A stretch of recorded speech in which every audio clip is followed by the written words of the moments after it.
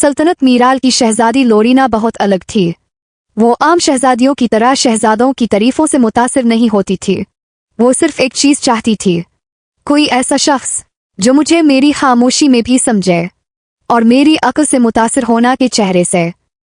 जब बादशाह ने शादी की बात छेड़ी तो लोरीना ने कहा, मैं शादी तब करूंगी जब कोई मेरी सोच को पसंद करे, ना मेरे जेवरात को।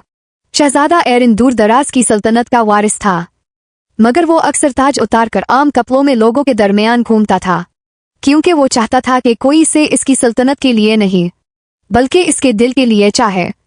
इसने सुना कि सल्तनत मीराल की शहजादी मुश्किल है, मगर एरिन ने कहा, मुश्किल वही होता है जो सच्चा हो, और सच्चे लोग दिल से समझे जाते हैं।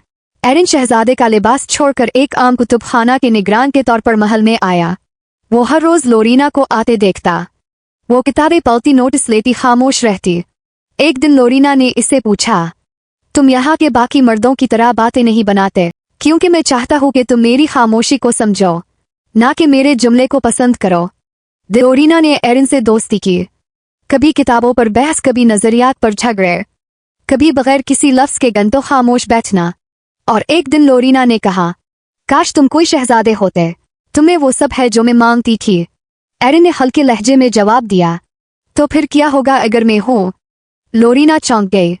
एरिन ने हाथ में अपनी सल्तनत की अंगूठी निकाली और कहा, मैं तुम्हें आजमाना नहीं चाहता था, मैं सिर्फ ये जानना चाहता था कि क्या मेरी हकीकत तुम्हारी पसंद हो सकती है। लोरीना की आंखों में खुशी और आंसू दोनों थे। इसने कहा, तुमने वो कर दिखाया जो कोई ना कर सका।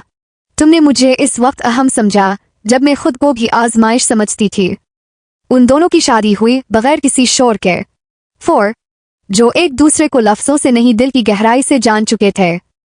सच्ची मोहब्बत नुमाइश नहीं समझ होती है, कभी कभी जो दिखाई नहीं देता वही असल होता है। इज्जत, खामोशी और नजरियात की हम आहंगी, यही मोहब्बत का आईना है।